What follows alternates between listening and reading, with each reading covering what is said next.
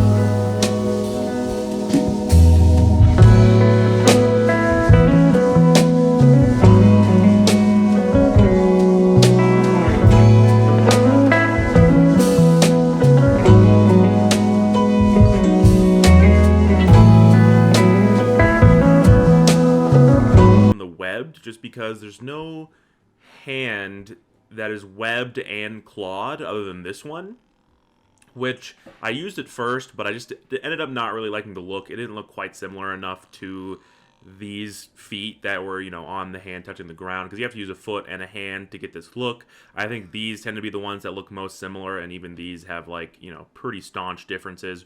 But still, I think this looks great. It gives him much more of a menacing look as well than the webbed front hands did, and he's still got those big webbed back feet, you know, great for swimming. He's got that big tail. I gave him a little extra crest there on the tail, which I think looks great and makes sense as well for his swimming ability. I boosted up the spines a little bit, almost got a Godzilla thing going on, and yeah, I think he's looking great, honestly. I'm quite happy with our result here.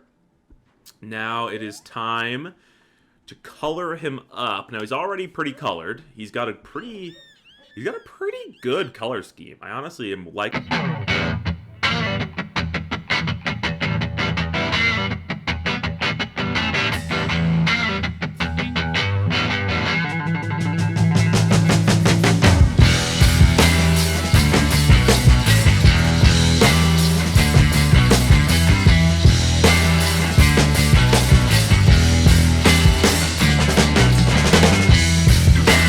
I think the green is the same. I tried to make it as vibrant as possible, but I needed it to be still pretty dark.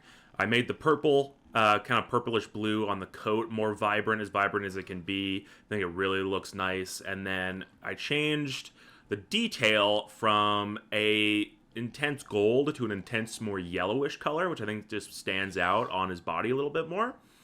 But I think he's looking great. I am quite happy with this. Let's take a look in the stat department. First of all, we're going to do Evo of Tas Ven Draco. Oh, okay, we're out of space.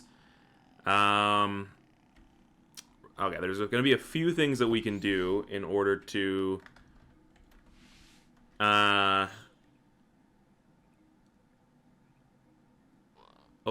okay, Tasman Draco. Yeah, there's going to be a few things we can do to slow or to decrease all this stuff just to give us some more space. Gain 1 speed stage.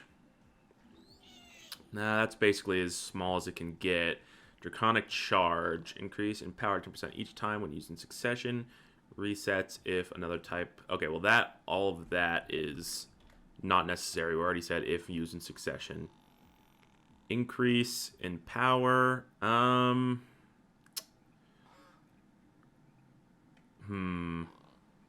I'll change increase to grow. It's just a little shorter.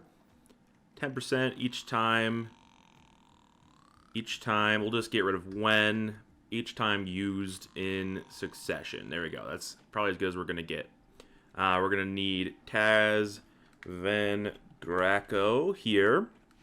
So that, I don't know exactly what the origin of that name was, other than Draco obviously being dragon. I think it might be Latin. I don't remember what Tas Ven is, but yeah, we have that in the description so that these this thing and its previous evolution are connected. Now we're gonna need a new name. I guess we could involve the missing link somehow, so we could call him Dracolink or Dracolink. Dracolink. I don't know. I'm not loving that. Linkagon. Linkagon. Meh. I don't know. Link is kind of a tough one to fit in with the rest of this. How about we could how about we could just name him Draco for Darwin, Charles Darwin, but we could also maybe do Darwin. Oh, man, it is hard. Okay, how about Dracowin? Dragowin.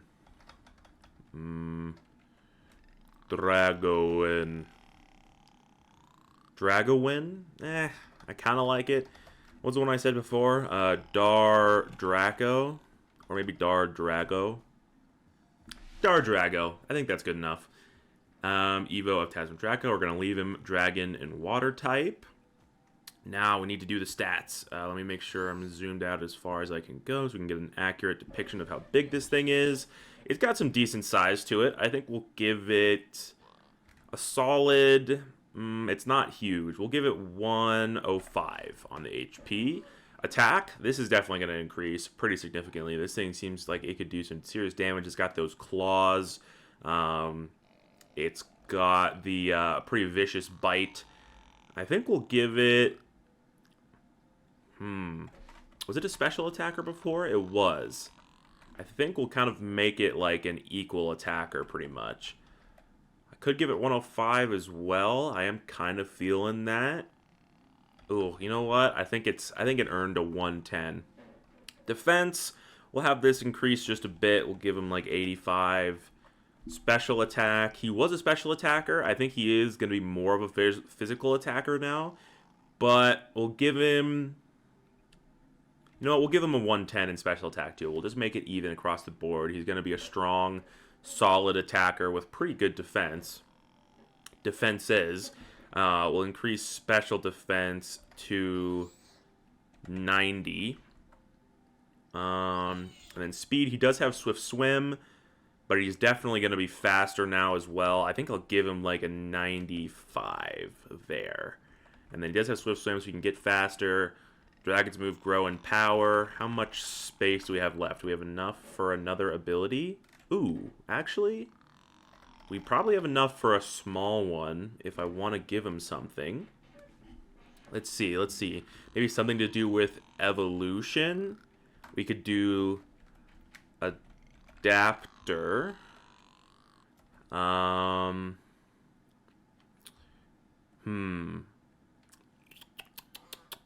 We'll just make it immune to terrain debuffs. How about that? I think that works. Immune to terrain debuffs. Yeah, if it's like snowing or hailing, he won't get the ice damage. If it's like a sunny day, then his water moves will still be full power. I like that. Amphibious. I think we'll change it from amphibious to... We'll just call him the missing link. The missing link Sporemon, just for fun. Alright, Dardrago. He is complete.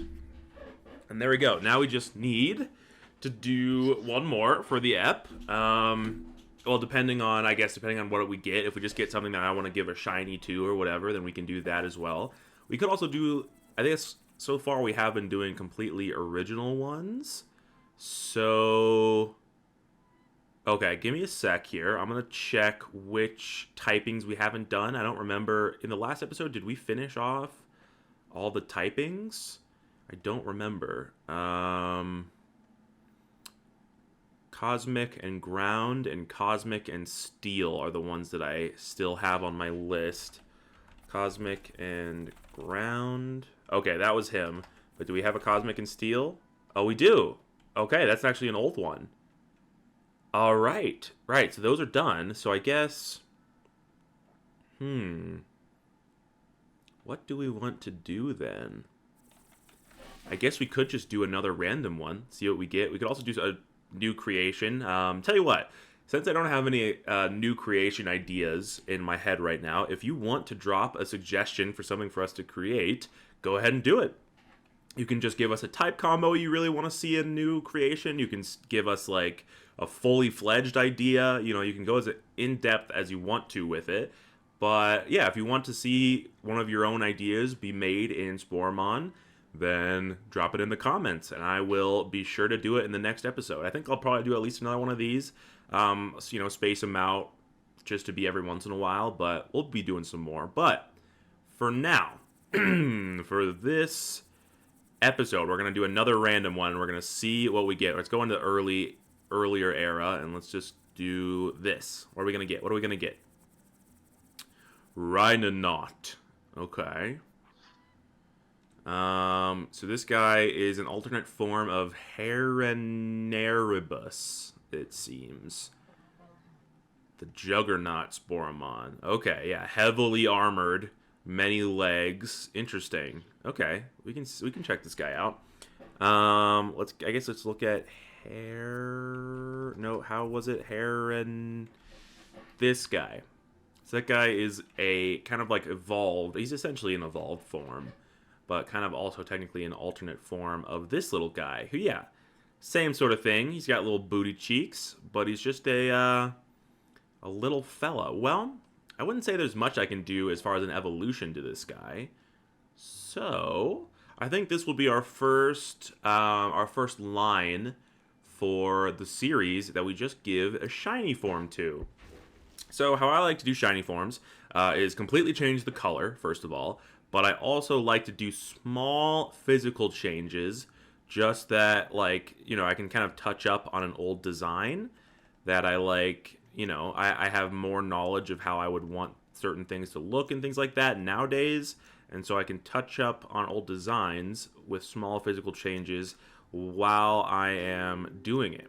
So yeah, we're not going to change, his body plan or anything. Sometimes I do change just like the, like the spine sizes, the spinal cord sizes. I don't think on this guy we will.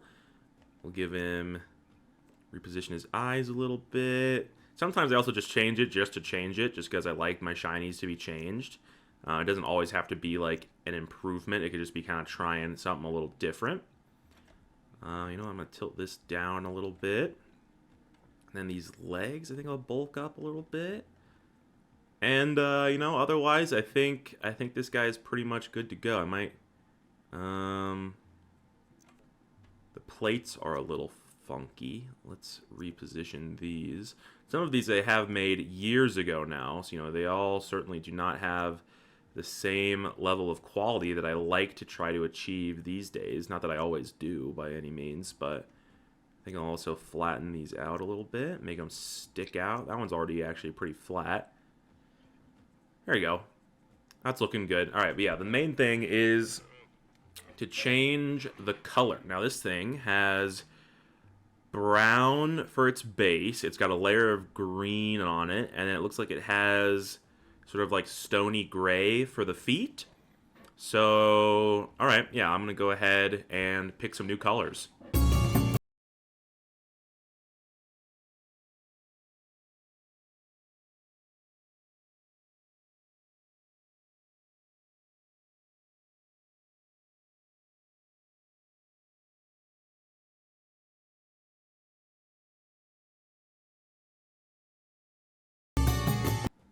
All right, I'm liking the look of that. I gave him a very faint blue-gray for his body to make him look very stone-like, much more stone-like. And then I lightened up the moss color on him and gave it the slightly more yellowish green. And then I gave him some dark, dark purple for those legs. So I'm liking the look of that shiny color. The only other thing I do is go in here and just do parentheses shiny. I very rarely will change anything from in here. So yeah, that's looking great. And then we want to save new, never replace, never replace. And then we're going to go find this little dude's evolution, and we're going to shiny him up probably in a very similar way, just because their colors were already pretty similar. They basically look exactly the same as far as colors go. So we'll probably give him a very similar shiny in his evolution. But I might change a couple little physical things around first. We'll see.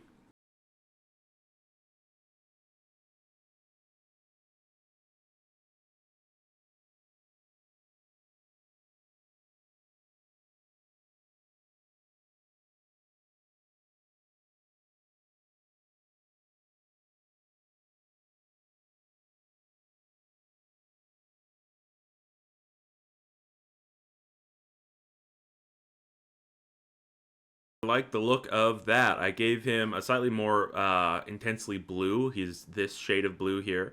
And then a little bit brighter, more intense on the green, which really only shows on his horn, but still it is worth it because that is such a defining feature of him. And then I gave him an also much more colorful, defined purple on his legs. And I think that is a great looking shiny. I put shiny in the name. And voila, we are going to save new. So there you go. That is the shiny process. I'm sure we'll do some more as time goes on. If you want to see anything, get a shiny, like something that we've made or something that you've just seen as I've been scrolling through. Also, you can leave that in the comments. I will totally shiny that up for you. Shinies definitely don't take all that long, so they're pretty easy to do. But that's going to do it for this episode of Sporemon. As a little way of just to end off this episode for you guys. I hope you enjoyed. Like, comment, subscribe. If you did, I would love to do more Sporemon, so if these videos keep doing well, they've done pretty well so far. For Spore videos, haven't done great, but they've done good, for sure, as far as just my videos in general. So yeah, if you guys want to keep seeing them, then go ahead, like, and all that crap. But as a little send-off, I got a little something in the mail.